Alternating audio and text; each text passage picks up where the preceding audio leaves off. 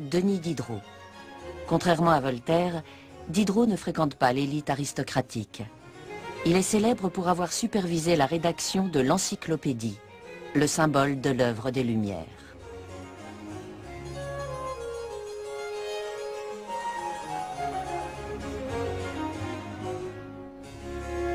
Mais à peine s'est-il lancé dans ce vaste projet qu'une autre de ses œuvres est visée par la censure.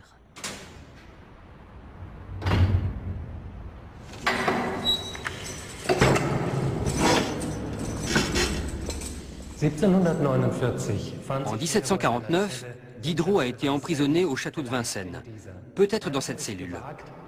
Il avait osé écrire un livre dans lequel il affirmait que le savoir venait des sens, et non d'une révélation divine. Pour le roi, c'était une provocation qui justifiait son arrestation.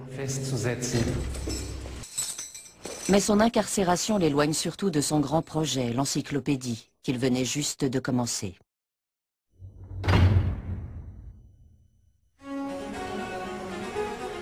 Il veut rassembler la crème des intellectuels de son époque et produire une série d'ouvrages sur la philosophie et les idées, mais aussi sur les arts et métiers, expliqués dans les moindres détails. Jusqu'à présent, personne n'a jugé utile de compiler ces connaissances pratiques. Mais Diderot et les encyclopédistes s'intéressent aux gens ordinaires, ceux que nul n'a jamais pris la peine d'écouter.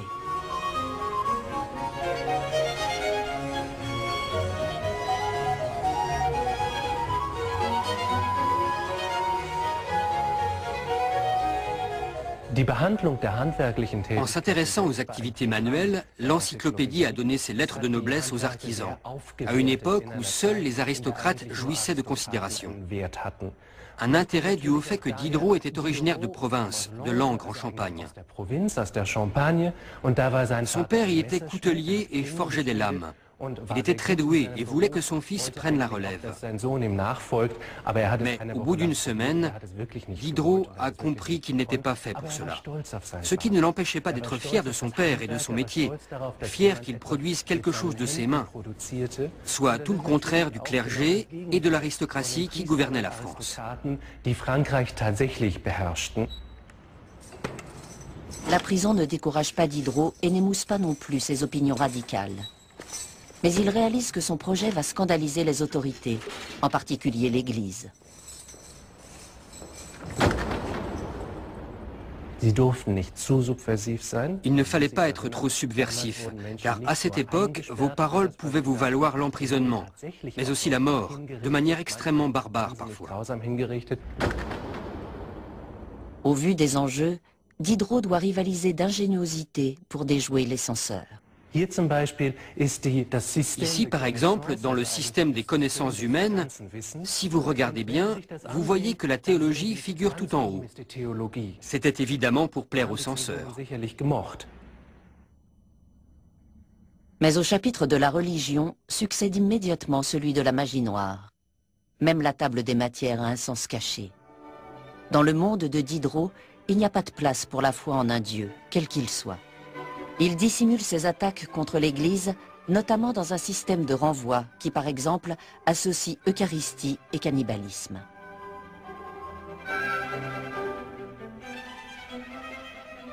Son esprit et son audace lui attirent des inimitiés, mais aussi des amis, dont fait partie Madame de Pompadour, la maîtresse du roi. On la voit ici représentée avec un exemplaire de l'encyclopédie.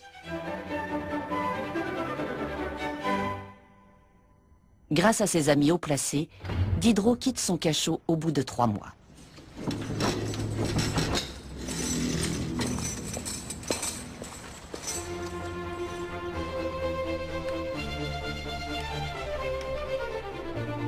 Le roi et les censeurs considèrent désormais le grand projet de Diderot comme une activité potentiellement très rentable.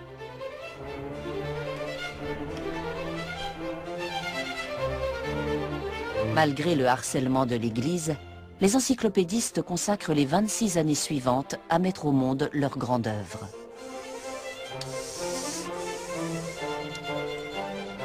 « 20 millions de mots pour 28 volumes.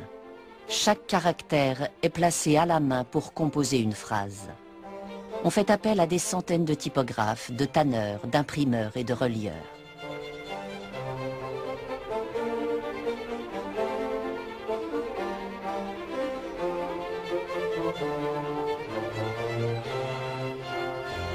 Diderot a payé le prix fort pour donner naissance à son encyclopédie.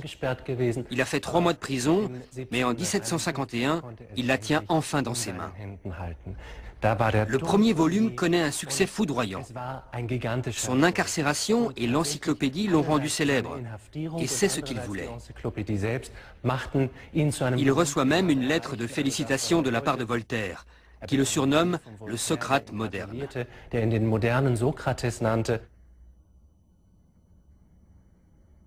L'œuvre monumentale de Diderot a rempli sa mission, apporter respect et reconnaissance aux petites gens. Mais la plupart n'auront jamais l'occasion de lire l'encyclopédie. L'encyclopédie était un livre très cher. Il coûtait quelque chose comme 980 livres. Sachant qu'un artisan de l'époque gagnait au mieux 15 livres par semaine, il n'aurait jamais pu se l'offrir. Les lecteurs étaient essentiellement issus de l'élite sociale. Et même pour ceux qui en ont les moyens, acheter un livre peut s'avérer risqué. Au XVIIIe siècle, la moitié des livres publiés en France étaient interdits et vendus sous le manteau. L'encyclopédie elle-même a été bannie durant plusieurs années. Mais pour citer Diderot, un livre interdit est un livre lu. Diderot constate que la polémique sert l'encyclopédie et malgré les risques, son succès dope l'industrie de l'édition. Alors que l'apprentissage de la lecture se généralise, toutes les couches sociales ont désormais accès aux idées, à l'information, au vaste monde.